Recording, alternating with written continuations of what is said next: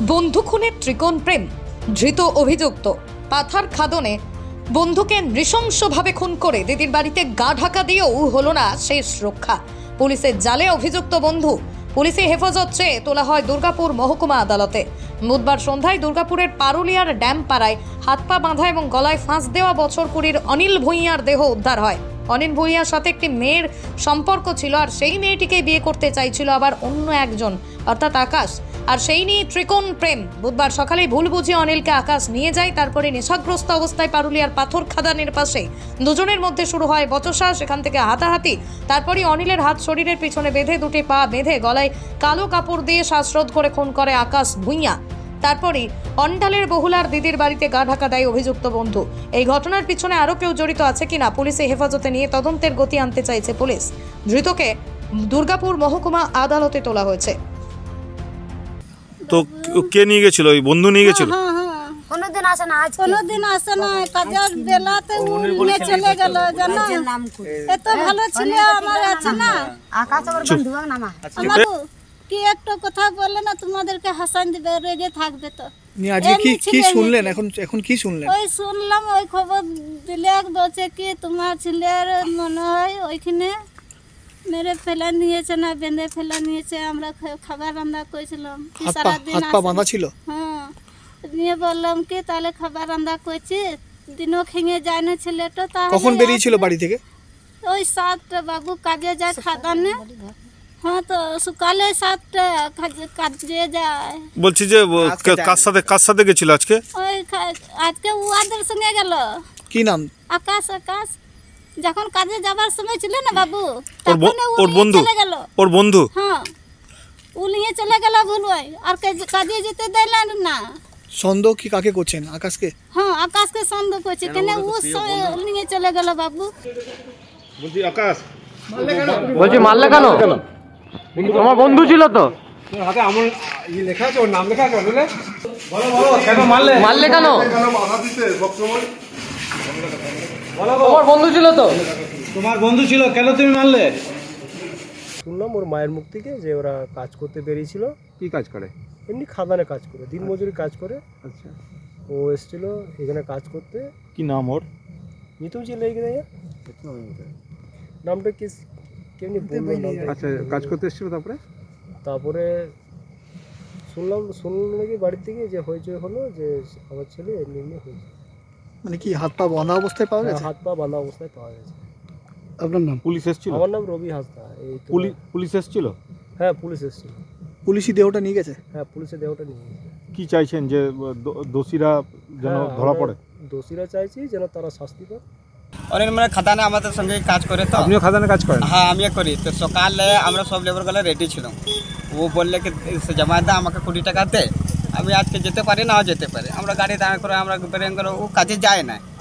তারপরে ও আর একটি বন্ধু থাকে আকাশ, দাসি বানে, ঠিক। এবারে ও প্রায় যায়, ও যখন কিছু টেনশন থাকে ইয়া থাকে প্রায় যায়। তো দাসিয়াবান গেছে, আমি সকালে ভাত নিতে এসি। সকালে বা দিদিকে বললাম অনিল এসছে না, আসে না। এখন 5টার সময়, আমরা 5:30টার সময় কাজ থেকে এলো, দিদিকে সুতন এলো না। তারপরে দেখছে শুনেছে, আর এবার হাল্লা হচ্ছে কে মার্ডার হয়ে গেছে, ইয়া পা হাত ধরে এমনি ছেলেটা। তারপর ফটো ভাগে জানানো, ফটো দেখছি তো লাগছে হ্যাঁ ভাই এটা তো আমার সম্বন্ধী আছে। ওর হাতে ডাইনা হাতে কি বাঁ হাতে ওর আকাশে নাম আছে। পরিশ্রম করা মানুষের পরিশ্রম কখনো বিফলে যায় না, এবং এটাও সত্যি WBCS সিলেবাস ভালোভাবে পড়া ছেলে মেয়েদেরও WBCS না হলেও কোনো না কোনো সরকারি চাকরি লেগেই যায়। তবে এর জন্য দরকার স্মার্ট হার্ডওয়ার্ক। সেই জন্যই আমরা, অর্থাৎ success competitive coaching, success academy hub সর্বদা প্রস্তুত। তোমার স্বপ্নের সরকারি চাকরি ক্র্যাক করতে আমরা সাহায্য করব তোমাকে।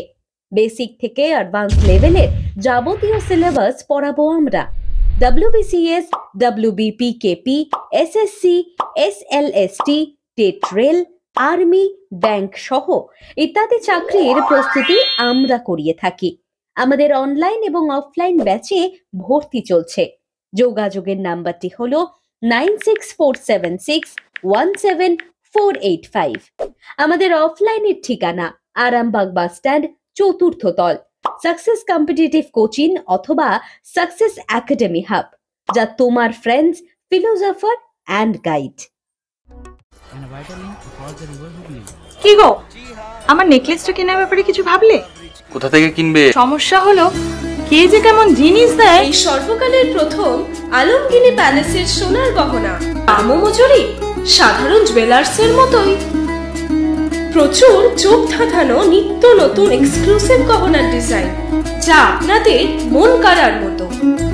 বাহু, অন্নপ্রাশন অথবা যে কোনো অনুষ্ঠানে আপনার পছন্দ মতো গহনা অর্ডার নেওয়া হয়। যখন দাম ও মজুরি সাধারণ জুয়েলার্সের মতোই, নিত্য নতুন ডিজাইন ও প্রতিটি গয়না গ্যারান্টি যুক্ত পাওয়া যাচ্ছে, তাহলে আজই চলো শোরুমে আলমগিনি প্যালেসে।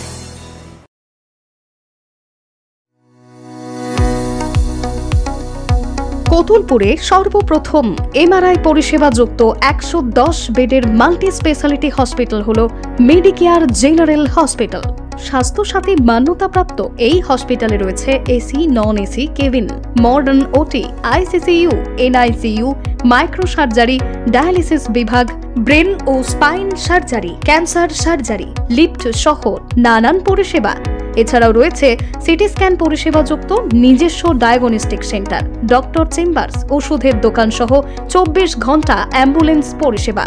24 ঘন্টা অ্যাক্সিডেন্ট এমার্জেন্সি, রোগীর সুচিকিৎসা, সুপরিষেবা এবং সুস্বাস্থ্যই হলো আমাদের মূল লক্ষ্য। ঠিকানা সরিষাদিঘি, কতুলপুর, বাঁকুড়া। যোগাযোগ নম্বর 9434216662 অথবা যোগাযোগ করুন 9732212924 এই নম্বরে।